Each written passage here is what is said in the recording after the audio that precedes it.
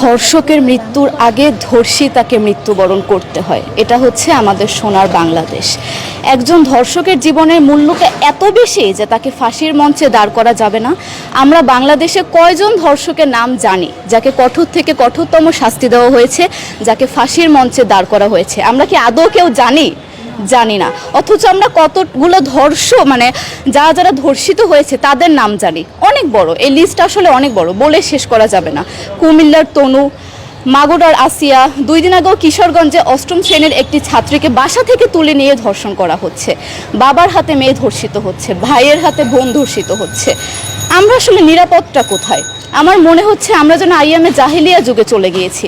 মাঝে মধ্যে মনে হয় এর থেকেও খারাপ সময় আছি আমরা, কারণ ওই যুগে মেয়েরা অ্যাটলিস্ট সম্মান নিয়ে মৃত্যুবরণ করতে পারত। জন্মের পরপর জ্যান্ত মাটিতে পুঁতে দেওয়া হতো, আর আমাদের ধর্ষণ করে নির্মমভাবে তারপর মৃত্যুবরণ করতে হচ্ছে।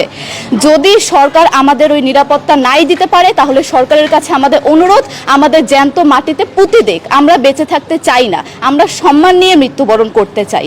আমরা এই দেশে থাকতে চাই না যে এই দেশে আমাদের কোনো নিরাপত্তা নেই, যে এই দেশে রাস্তা দিয়ে হাঁটলে আমাদের মধ্যে একটা আতঙ্ক কাজ করে, কখন কি না কি হয়ে যায়। আইন উপদেষ্টা বললেন যে ধর্ষকের নাকি ফাঁসি দেওয়া সম্ভব হবে না, তাহলে নাকি নিরীহ মানুষকেও মাঝে মধ্যে ফাঁসির ব্যবস্থা করা, মিথ্যা মামলায় ফাঁসিয়ে দিয়ে ফাঁসির ব্যবস্থা করা হতে পারে। আইন উপদেষ্টার কাছে আমার প্রশ্ন, আল্লাহ না করুক আজকে যদি আপনার কাছের কেউ, আপনার বোন অথবা আপনার স্ত্রী অথবা আপনার মেয়ের সাথে যদি এরকম কোনো কিছু হতো, আপনি কি আসলে এটা বলতে পারতেন যে না, ধর্ষককে ফাঁসি দেওয়া যাবে না? কোনোদিনও পারতেন না। আপনি সবার আগে তার ফাঁসির ব্যবস্থা করতেন, সম্ভব হলে নিজের হাতে মেরে ফেলতেন।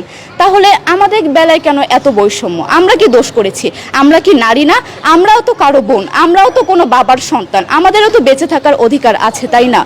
কিছু হলে মেয়েদের পোশাকের দোষ দেওয়া হয়। আমার কাছে প্রশ্ন, একটা 8 বছরের শিশুর মধ্যে এরকম কি থাকতে পারে যেটা একটা পুরুষকে অ্যাট্রাক্ট করবে, যেটা একটা পুরুষকে সিডিউস করবে?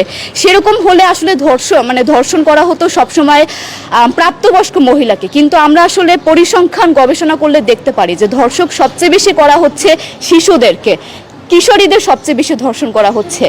দৃষ্টিভঙ্গি পরিবর্তন করুন, চিন্তা ভাবনা পরিবর্তন করুন, ধর্ষকদের আইনের আওতায় আনুন।